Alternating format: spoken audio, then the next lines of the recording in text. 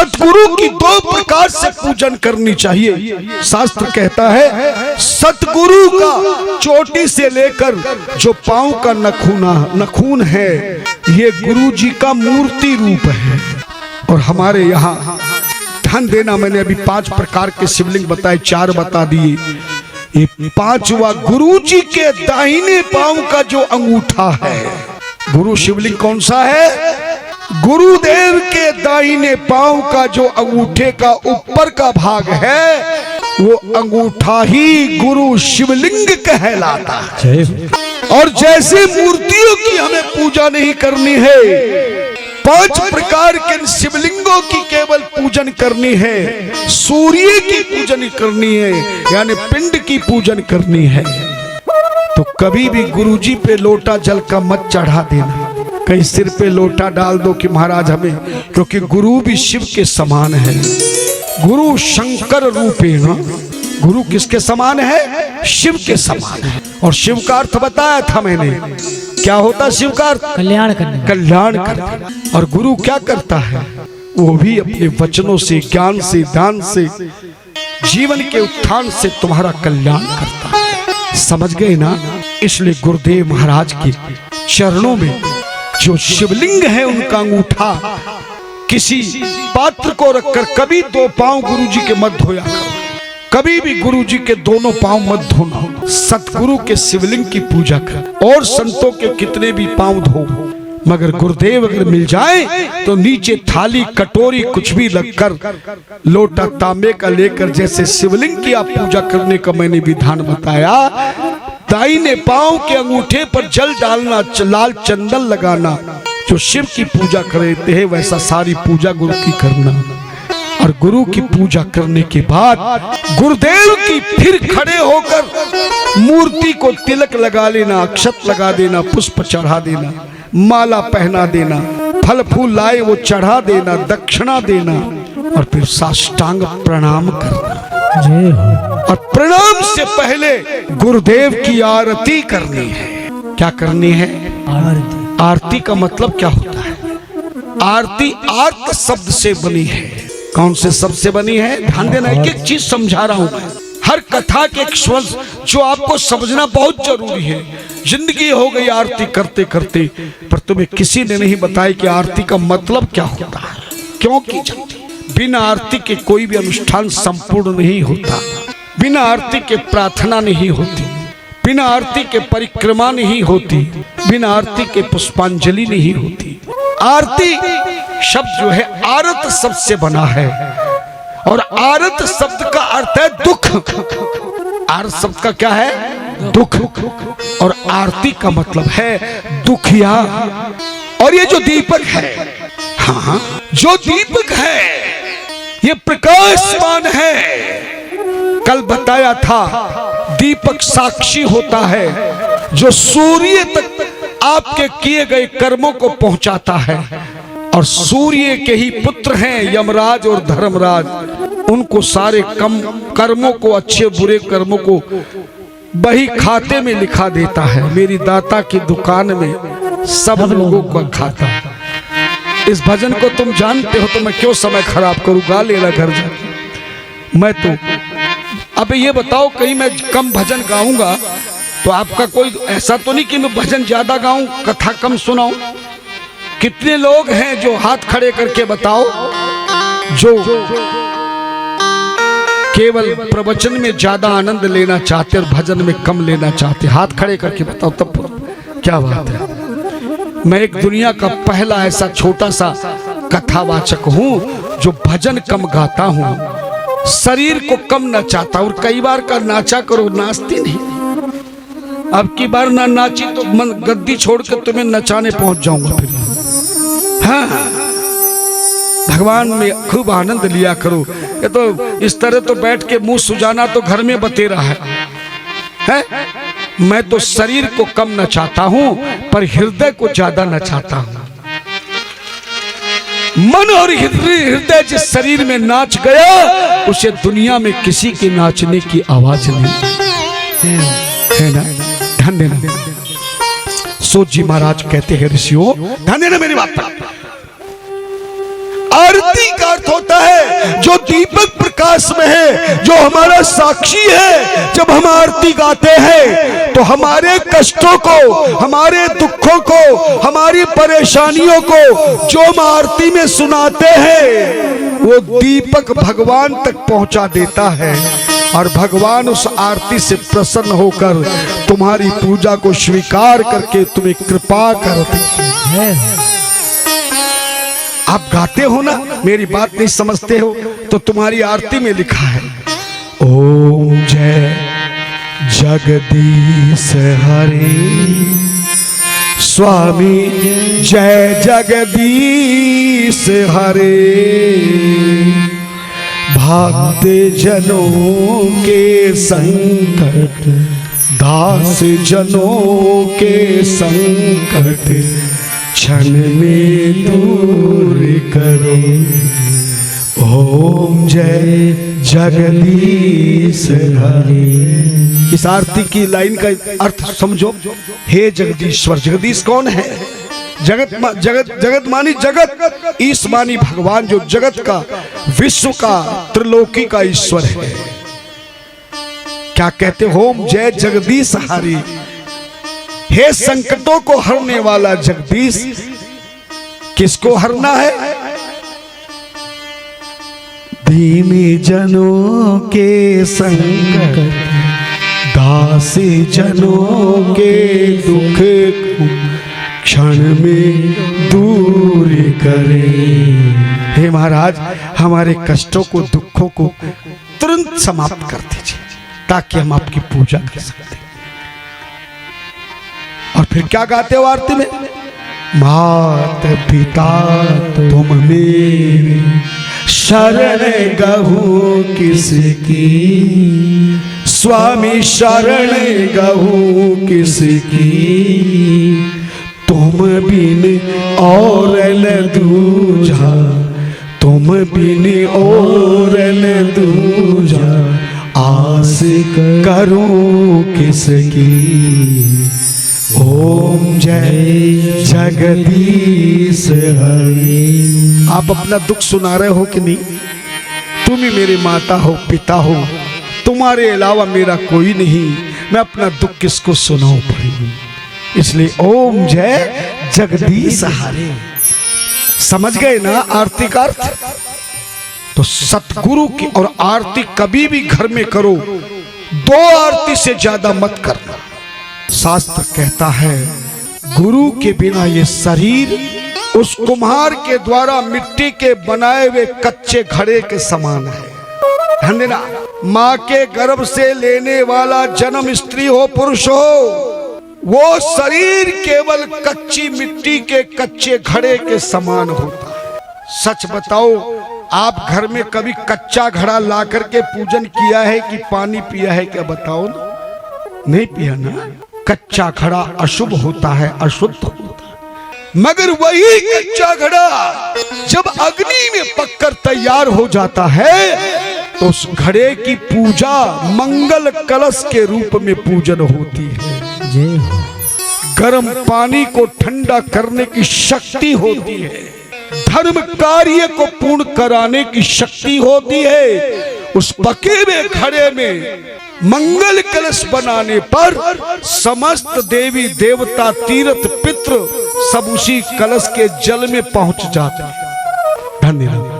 कलशस्य मुखे विष्णु कंठे रुद्र समाश्रिता, मंत्र बोलते हैं ब्राह्मण देवता। इस मंत्र में ब्रह्मा विष्णु महेश सारे देवता, गंगा जमुना सरस्वती कावेरी सब पहुंच गए। कलश की पूजन होती है और हर धर्म कार्य में उस पके हुए कलश को बनाए बिना कोई भी धार्मिक कार्य नहीं होगा। ऐसे ही अग्नि में पकने का अर्थ है हमने सतगुरु महाराज से गुरु दीक्षा ली, उनके चरणों के पुजारी बन गए, उनके चरणों के भिखारी बन गए और हमने जीवन में गुरु की मूर्ति को हृदय में धारण कर लिया। जय हो। दो प्रकार के गुरु होते हैं, एक शिक्षा गुरु, एक दीक्षा गुरु। जन्म देने वाली माँ जो हमें बोलना सिखाती, खिलाना सिखाती है, नहाना सिखाती है, चलना सिखाती है, माँ बाप पढ़ना सिखाते हैं, वो हमारे गुरु शिक्षा गुरु कहलाते हैं। स्कूल कॉलेज में जो हमने पढ़ाई की वो भी हमारे शिक्षा गुरु हैं। यानी जिससे भी संसार का कोई ऐसी चीज हमने सीखी जिससे हम बात कर सके, बोल सके, चल सके या पैसा कमाकर बड़ा बन सके, ये सब शिक्षा गुरु कहलाते हैं। जीवन में शिक्षा गुरु कितने भी बनाए जा सकते हैं, लेकिन गुरु मंत्र लेने वाला अपवित्र शरीर को अपनी शक्ति से पकाकर पके हुए घड़े की तरह मंगल कलश के रूप में बनाने वाला सतगुरु जीवन में एक ही होता है। जय हो। शिक्षा गुरु कितने भी बनाए जा सकते हैं, पर मंत्र लेकर दीक्षा गुरु जिंदगी में एक बार एक ही को बनाना है। गुरु चाहे शरीर चला जाए तो भी उनके जाने के बाद वही गुरु हमारा रहेगा। और कभी भी लोभ लालच में, स्वार्थ में कि गुरु मंत्र लेने पर किसी के चक्कर में आकर आजकल टीवी के ऊपर भी, आजकल सोशल मीडिया पर भी आपको ऐसे से गुरु घंटाल आपको बोलते भेजेंगे कि आप मंत्र ले लो तुम्हें भगवान से मिला देंगे, तुम हमारे गुरु जी से मंत्र ले लो तुम्हें बहुत अच्छा रास्ता दिखा देंगे। तो उनसे कहना कि फिर तुम भगवान बना सकते हो, तो जिसको एक बार भगवान मिल जाए फिर किसी और की आवश्यकता होगी क्या? बोलो नहीं है। संत सच्चा कहते एक बार करुणा कर दे ही, हे ईश्वर एक बार तो मुझे झलक दिखा दे, फिर मुझे किसी चीज की आवश्यकता। जो ऐसा प्रचार करते हैं, बड़ी बड़ी भीड़ किराए की रखते हैं, पंडाल में विशाल भीड़ लगेगी। कई हमारे भक्त शिष्यों ने कहा, उनसे पूछा गया तो हमें बोले 200-200 रुपए रोजाना दिए जाते, इसलिए हम तो इन्हीं की कथा में आते, इन्हीं की जगह जाते हैं, भीड़ लगाते जहां जमा लगता है। याद रखना, बड़ी भीड़ को देखकर, भेड़ा चाल चलकर, बिना सोचे समझे कभी भी किसी को सतगुरु नहीं बनाना चाहिए। सत परमात्मा का नाम है और सतगुरु ईश्वर से भी बड़ा पद है। गुरुर ब्रह्मा गुरुर विष्णु गुरुर्देव महेश्वर गुरु साक्षात परब्रह्म तस्मै श्री गुरुवे। क्योंकि सतगुरु ही ईश्वर के दर्शन कराता है। ईश्वर के चरणों में जाने का रास्ता बताता है।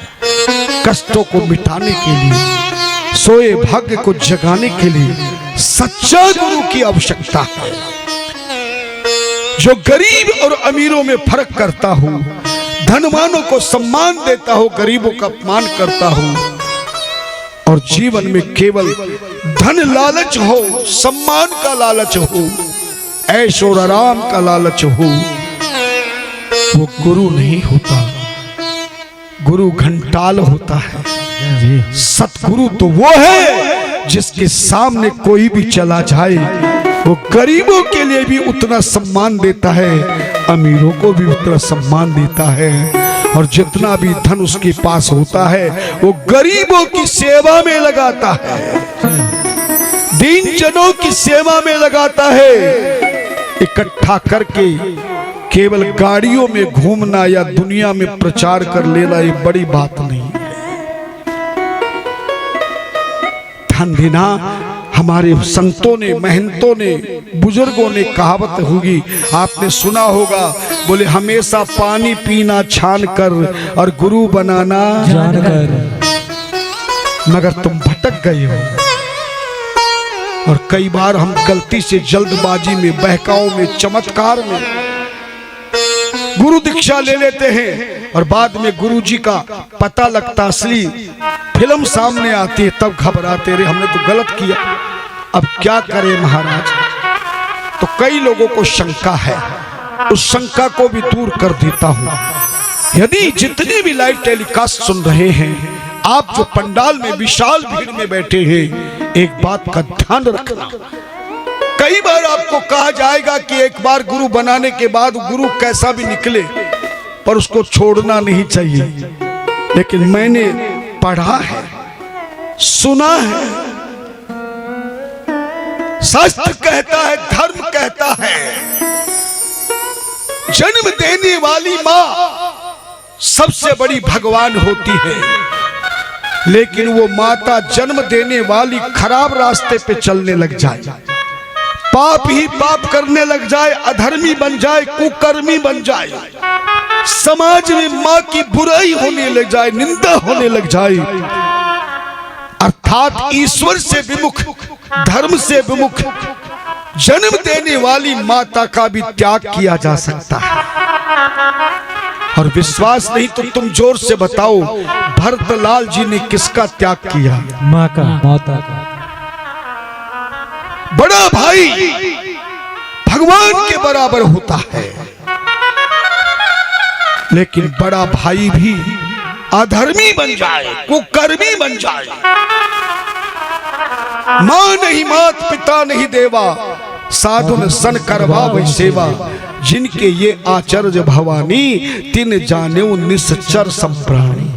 अगर बड़ा भाई राक्षस का रूप धारण कर ले, झूठ ही खाना झूठ ही लेना, झूठ ही भोजन झूठ चबेना, तो कहते कि बड़े भाई को भी त्यागा जा सकता है। जोर से बताना, विभीषण और सुग्रीव ने किसका त्याग किया? बोलो ना। भाई का। क्या मुझे ही ठेका दे रखा क्या बोलने का? कहते कि पिता जो हमें पाल पोस के बड़ा करता है, कारोबार दिलाता है, शादी करता है, घर बनाता है, मगर वो पिता भी अधर्मी बन जाए, कुकर्मी बन जाए, राष्ट्र का विरोधी बन जाए, धर्म का विरोधी बन जाए, संतों का विरोधी बन जाए, गंदी गंदी चीजों का इस्तेमाल करने लग जाए, पुत्र का कर्तव्य है कि अपने पिता का भी त्याग कर देना चाहिए। और विश्वास नहीं है तो आप जोर से बताना, प्रहलाद भक्त ने किसका त्याग किया? पिता का। एक एक चीज शास्त्रीय प्रमाणिक आपको दे रहा। कहते हैं कि पति भी अगर खराब निकल जाए तो उसका भी त्याग कर देना चाहिए। मीरा ने किसका त्याग किया? पति का। बोलो ना। पति का। और पत्नी भी नीले ड्रम वाली बन जाए, ये नीला ड्रम विश्व में प्रसिद्ध हो गया। एक भक्त मेरे पास आया, बोले महाराज मैंने आज से 5 साल पहले नीला ड्रम में गेहूं, चने और गेहूं रखने के लिए, चावल रखने के लिए लिया है, उसको हटा दूं कि रखूं? मैंने कहा मेरी शिव पुराण में नहीं लिखा, नीले कर ताली तो बजा दो। तो धर्म पत्नी भी कुकर्मी बन जाए, अधर्मी बन जाए, तो बढ़िया से बढ़िया, सुंदर से सुंदर धर्म पत्नी का भी त्याग कर देना चाहिए।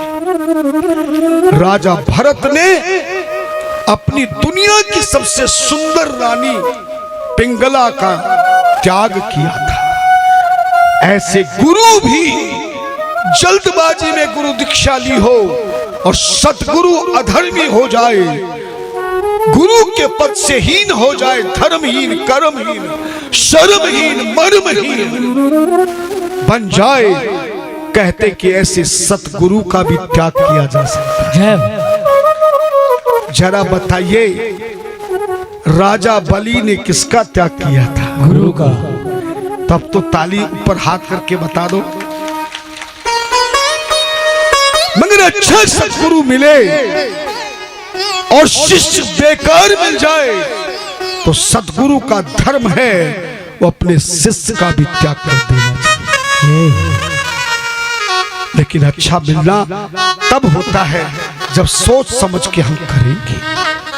सतगुरु बनाओ उसको जिसकी वाणी में ज्ञान हो, जिसकी नजरों में तुम्हारे परिवार का ध्यान हो, जिसकी बुद्धि में शास्त्रों का सम्मान हो, जो धर्म के रास्ते का प्रमाण हो, ऐसे संत हो। किसी को भी गुरु बनाया जा सकता है। ऐसा नहीं कि आपको संत ही मिले, पति भी गुरु बन सकता है, पत्नी भी सद्गुरु बन सकती है, भाई भी बन सकता है, पिता भी बन सकता है, माता भी बन सकती है, संत भी बन सकता है, ब्राह्मण भी बन सकता है। जो सतगुरु ज्ञान का प्रमाण देता हो लगे कि हमें इस गुरु की शरण में जाने पर अपना कल्याण हो सके। गुरुदेव हमसे बात करें, गुरुदेव के दर्शन कहीं कहीं हो जाए, फोन भी करें तो गुरु बात कर सके, हमारे संकट में हमें ज्ञान दे सके, रास्ता बता सके, वास्ता बता सके। खाली भोजन और नाश्ता करने वाला गुरु नहीं होता है ना। इसलिए आप ध्यान रखना, जिंदगी में सोच समझ के गुरु बनाना, और जो सच्चा गुरु मिल जाए तो गुरु को मानो या ना मानो, पर गुरु के वचनों का पालन करना शिष्य का परम धर्म होता है। जय हो, जय हो।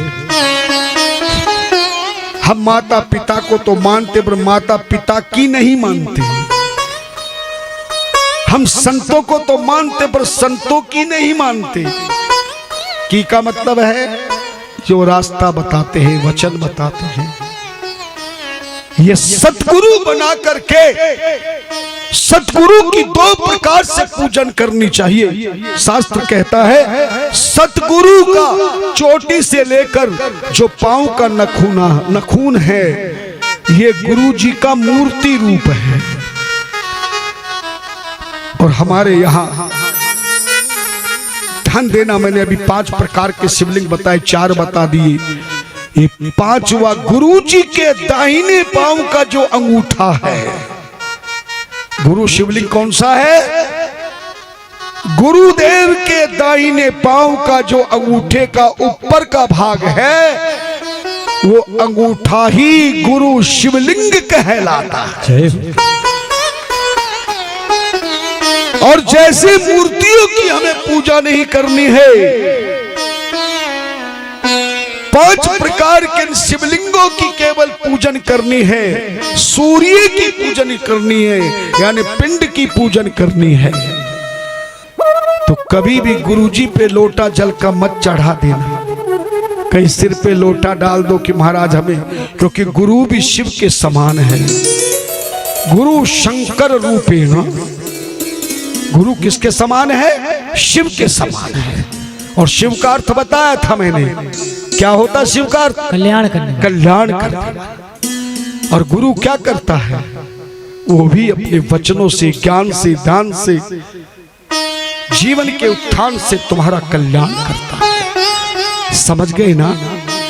इसलिए गुरुदेव महाराज के चरणों में जो शिवलिंग है, उनका अंगूठा किसी पात्र को रखकर कभी 2 पांव गुरुजी के मत धोया करो, कभी भी गुरुजी के दोनों पांव मत धोना। सतगुरु के शिवलिंग की पूजा कर, और संतों के कितने भी पांव धो, मगर गुरुदेव अगर मिल जाए तो नीचे थाली कटोरी कुछ भी लगकर, लोटा तांबे का लेकर, जैसे शिवलिंग की आप पूजा करने का मैंने विधान बताया, दाहिने पांव के अंगूठे पर जल डालना, लाल चंदन लगाना, जो शिव की पूजा करते हैं वैसा सारी पूजा गुरु की करना।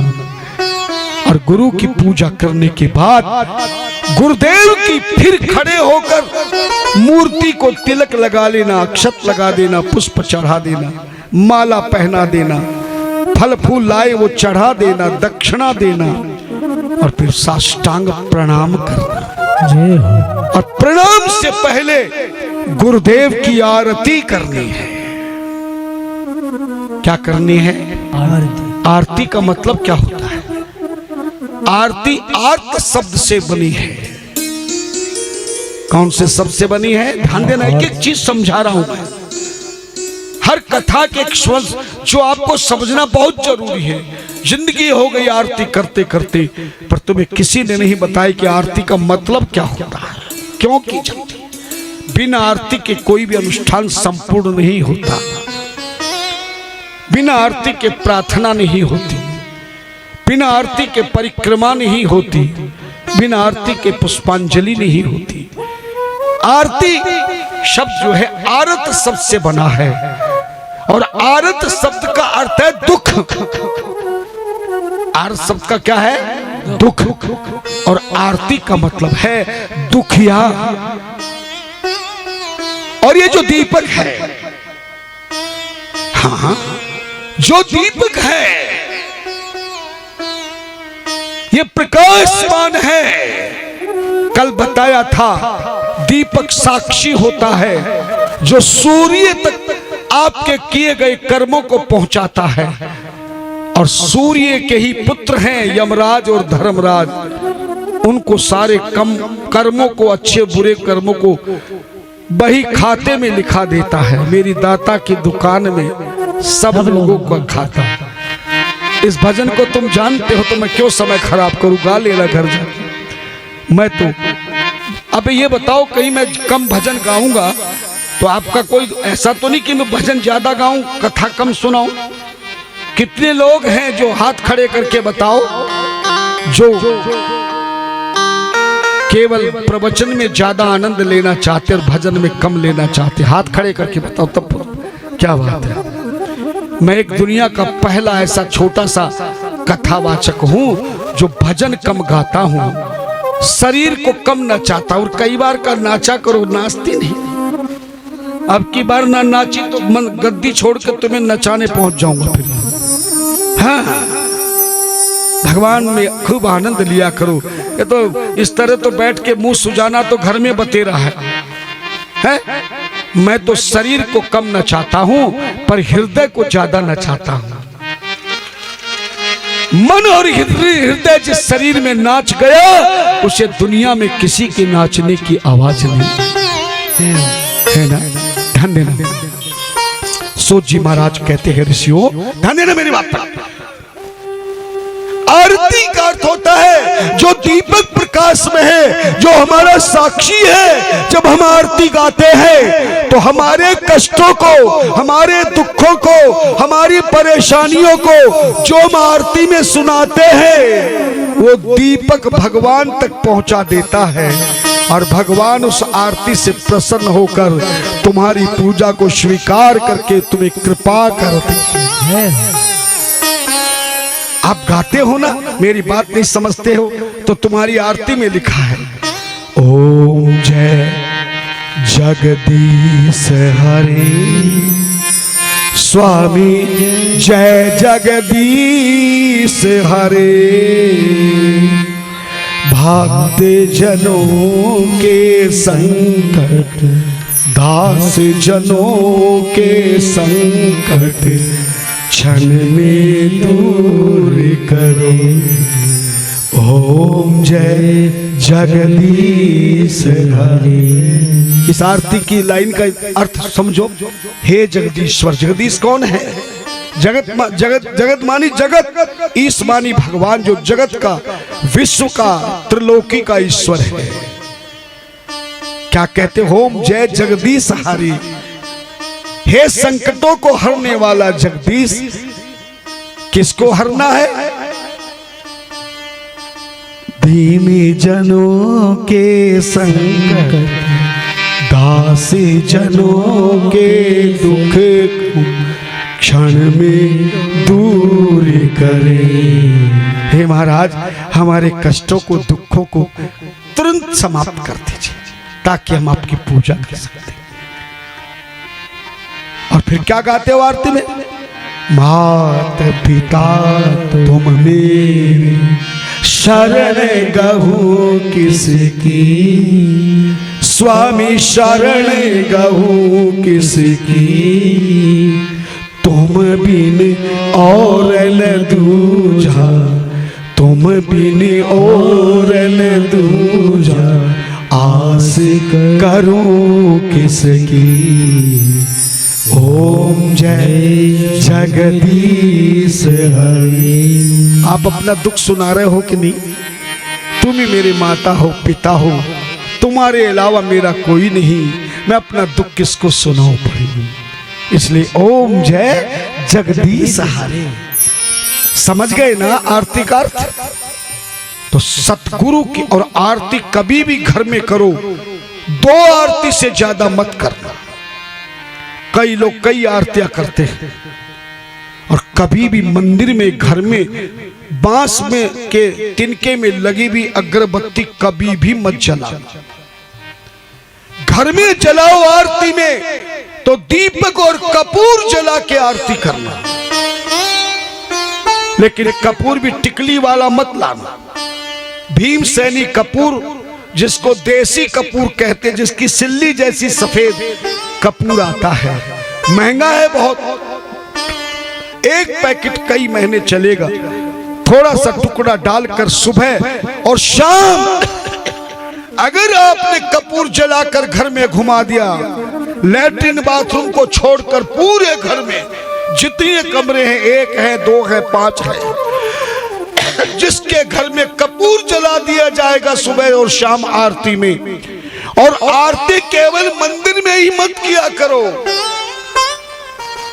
क्योंकि जिसमें भगवान का भक्त होता है और आप भगवान के भक्त हैं, भगवान का मंदिर बना है, और जिस स्थान पे मंदिर बनता है तो वो सारा एरिया मंदिर ही कहलाता है ना। गांव के शहर के मंदिर में जाओ, कितने भी कमरे बने धर्मशाला पर, वो मंदिर ही कहलाएगा, है ना। तो हर भक्त का जिसके घर में मंदिर बना है, कैसे बना है ये कल बताऊंगा। मंदिर क्यों बनाना जरूरी ये भी बताऊंगा। पर मंदिर जिसके घर में बना हो, भगवान की पूजा, वो परिवार का पूरा घर, हर कमरे मंदिर है। सारे देवी देवता तुम्हें दिखाई नहीं देते, पर हर घर में देवता होते हैं जो भगवान को बुलाता, आरती करता है। तो आज तक आपको किसी ने नहीं बताया, मंदिर में ही दीपक घुमा लिया, वही कर लिया, हो गया काम, जय सिया राम। इसीलिए तुम्हें पूजा का फल नहीं मिला। मंदिर में पूजा करो, घर में कलेश चल रहा है, कोई काम नहीं बन रहा है, ना बच्चों की शादी हो रही, ना कारोबार चल रहा है, ना शरीर ठीक है। आज घर घर में रोग शोक इसीलिए है कि तुम्हें आरती करना किसी ने नहीं सिखाया। आरती हमेशा 5 दीपकों से करनी चाहिए। जिस दीपक में 5 बत्तियां लगी हो, प्रत्येक किस्त में 5 बत्तियों वाला पीतल का दीपक लेकर 5 बत्ती लगाना, और देखना जब आप उस दीपक को पंचफूल आरती कहते हैं, उस 5 बत्तियों के बीच में मोटा सा एक बड़ा और दीपक होगा, देखना उसी दीपक में, और वो कपूर जलाने के लिए है। और जिंदगी में आरती में कभी भी अगरबत्ती और धूप मत जला। कई दुकानदार, कई भाई धूप जला के ही आरती कर लेते हैं। धूप केवल भगवान को सुहाई जाती, आरती के लिए नहीं है। आरती में केवल दीपक, जलता हुआ दीपक और कपूर, इन 2 के अलावा किसी से आरती ना करे। घर में 5 दीपकों का आरती करे, और गरुड़ घंटी घर में जरूर होनी चाहिए। बिना गरुड़ घंटी के अगर आरती आपने करी तो आपके जीवन में कभी भी लाभ नहीं होगा। यही कारण है जिंदगी बीत गई पूजा पाठ जप तप यज्ञ हवन करते करते, पर आरती भी करी, पूजा भी करी, गलत की। बताऊंगा आपको सब चीजें। तुम्हारे घर में अगर भगवान प्रकट हो जाए, मेरे पास आकर देखा करो। जब सुबह मैं उठता हूँ और कमरे में चाहे मैं योगा करूं चाहे भजन करूं, मुझे ऐसा लगता मेरे ठाकुर जी सामने खड़े हैं। और जब मैं कथा में आता हूं तो वही मेरे साथ आते हैं, और आप आकर के वो भी मेरी कथा सुनते हैं। जय हो। कितने लोग शिव जी के दर्शन करना चाहते इस पंडाल में? हाथ खड़ा कर, डरो मत, मैं तो बहुत सीधा आदमी हूं। करना चाहते हैं तो एक बात बताइए, असली रूप में दर्शन करना चाहते हो कि नकली रूप? जोर से बोलो। असली। एक बात बताना, असली के दर्शन करा दूंगा, पर मेरे प्रश्नों का उत्तर देना होगा। कितने लोगों को कथा में बहुत ज्यादा आनंद आ रहा है? अगर कोई बीच में कथा में उठ के जाने की चेष्टा नहीं करता है। कई लोग मुझसे कहते, महाराज हमारा तो पेशाब भी निकलने को तैयार होता, तो भजन तो गाते कम। इसलिए मैं बीच में ब्रेक देने लग गया। थोड़ा सा समय हमारे अकाउंटेंट महोदय सुमित जी को देने लग गया। आपको हमारी परिकल्प बताते हैं, ध्यान देना। तो आप असली दर्शन करना चाहते हो तो सच बताना, झूठ मत बोलना। अगर अभी असली रूप में शिव और पार्वती तुम्हारे बीच में खड़े हो जाए तो आप शिव जी को मानोगे कि मेरी कथा सुनोगे? बोलो। कोई नहीं मानेगा, कहेगा धामपुर वाले महाराज चला जा, तेरी रसीद वहीं कटवा लेंगे। भगवान को मिलने के बाद, गंगा जल मिलने के बाद कोई तालाब का कुएं का पानी पिएगा क्या? और जैसे भगवान के दर्शन करके तुम कथा, इतनी आनंद वाली कथा के बीच में छोड़ के भगवान के चक्कर में लगोगे तो कथा खंडित होगी कि नहीं? बोलो ना, होगी। और कथा को बीच में खराब करने वाला, खंडित करने वाला, बीच में कथा को रुकवाने वाला, संत का अपमान कराने वाला धर्मात्मा होगा कि पापी होगा? पापी। तो भगवान कहते मैं इसीलिए असली रूप में नहीं आता हूं, मेरी वजह से संत का अपमान होगा, कथा का अपमान होगा, ज्ञान का अपमान होगा, इसलिए मैं जहां भी कथा सुनने जाता हूं, जहां की जैसी संगत होती है, मैं वैसे ही पुरुष स्त्री के रूप में, मेरी देवी स्त्री बनके और पुरुष के रूप में मैं बैठा रहता हूं, किसी को नजर नहीं आता, बस कथा सुनाने वाले को। और विश्वास नहीं तो रामचरितमानस को पढ़ना, जब भगवान शिव कुंभज ऋषि के यहाँ राम कथा सुनने जाते हैं, एक बार त्रेता युग माही शंभु गए कुंभज ऋषि पाई, संग सती जगजननी भवानी, पूजे मुनि अखिलेश्वर। संत की सभा में गए कथा सुनने तो संत का रूप धारण कर लिया, केवल कुंभज ऋषि कथा सुनाने वाले के अलावा किसी को वो असली रूप में नजर नहीं आ रहे।